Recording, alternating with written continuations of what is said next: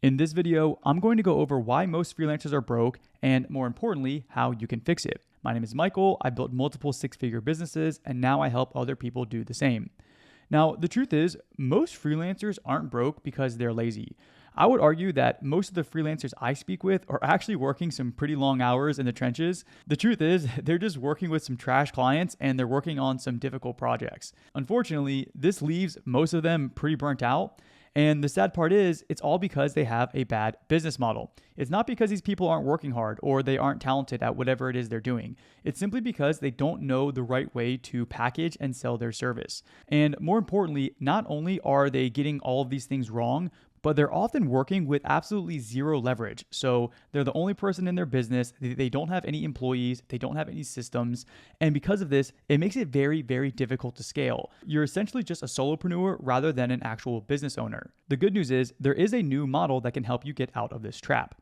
I like to say that there are really three levels to going from freelancer to business owner. First, you start off as a freelancer, so you trade your time for money. Then you become an operator, meaning you sell systems and outcomes. And then you become an owner, meaning you build processes and people. That's pretty much the game in a nutshell. It's really simple, and if you can get from level 1 to level 3, you'll find yourself in a much better space where you're making more money while working less hours, which is realistically something that we could all benefit from. So, how do we do this? Well, first, you really need to understand the difference between products and outcomes. Most freelancers sell tasks rather than transformations. So, for example, they'll say something like, "I'll design your logo." But the problem is, brands don't really care about the logo. What they really care about is their sales. So when you sell tasks, you're seen as just another freelancer or just another bill that they have to pay. But when you sell outcomes, you become the solution to a larger problem that they have.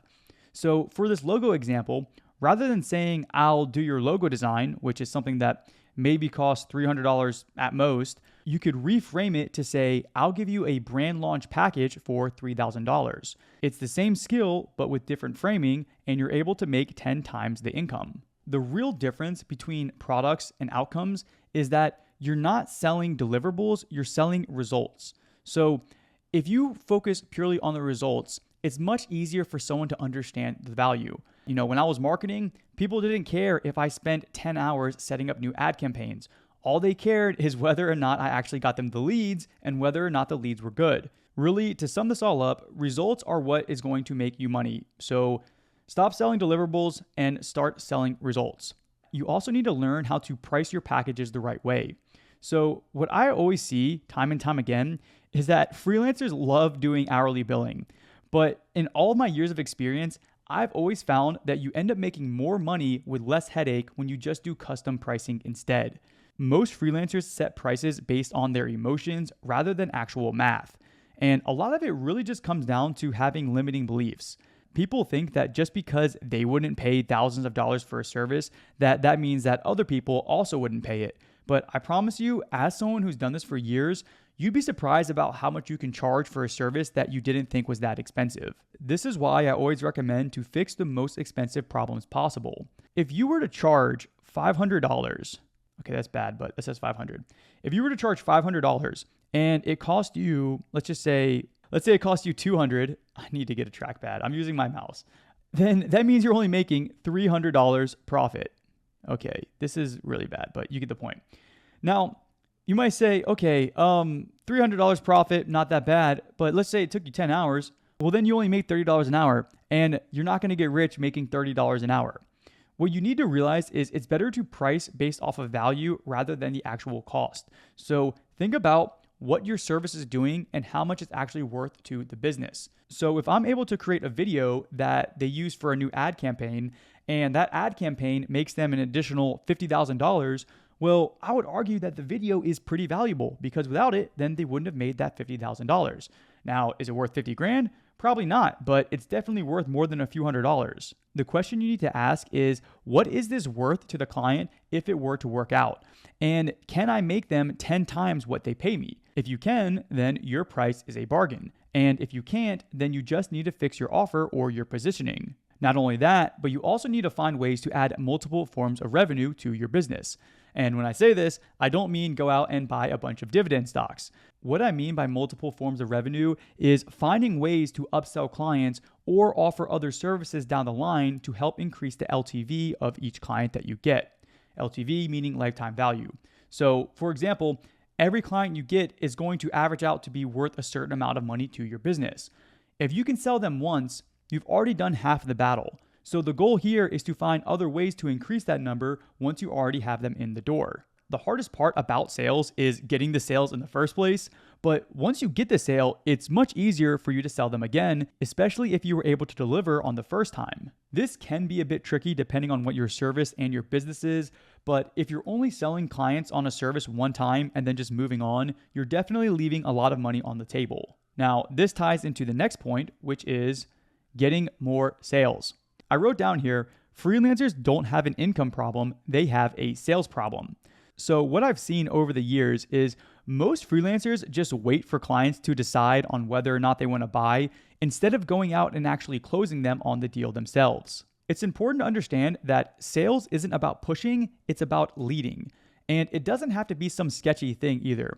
When I was first starting out, I was very, very adverse to learning any kind of sales because I felt like it was sketchy. I felt like it was like dirty or manipulative. But what I learned is that if you truly have a product that can help people, then it doesn't need to be some negative thing. Really, what sales comes down to are these three things. First, you need to diagnose what the problem is. So what problem are you even trying to solve in the first place? You need to quantify it. So what is that problem costing you, or what is it costing your client? And then you need to prescribe the solution. So here is how I can fix that, or here is how I can help you. So for example, if your website is costing you 3 lost customers per month, that's $6,000 that you could be missing out on. But if I have a package that can fix that for $1,500, well, then I'm actually doing you a huge favor by helping you out. Most freelancers think that sales is about talking, but it's actually about listening and asking them the right questions. You don't ever want to be manipulating anyone or trying to trick them into buying or convince them to buy if they really don't want to. But as a business owner, if you have a solution to someone else's problem, you need to learn how to properly show them the value and how to properly articulate it so that way you're not missing out on sales because of it. And it's not even just about the money. If you truly like what you do, whether that's running ads, building websites, photography, videography, whatever, you want to be able to help people with your service. If I'm really good at building websites and I know that there's business owners out there who are missing out on tens of thousands of dollars because they either don't have a website or their website isn't very good, well, then I feel like it's almost my duty to explain that value to them so they at least understand what they're missing out on. I will throw in the side point that this is all depending on how good you are at your service.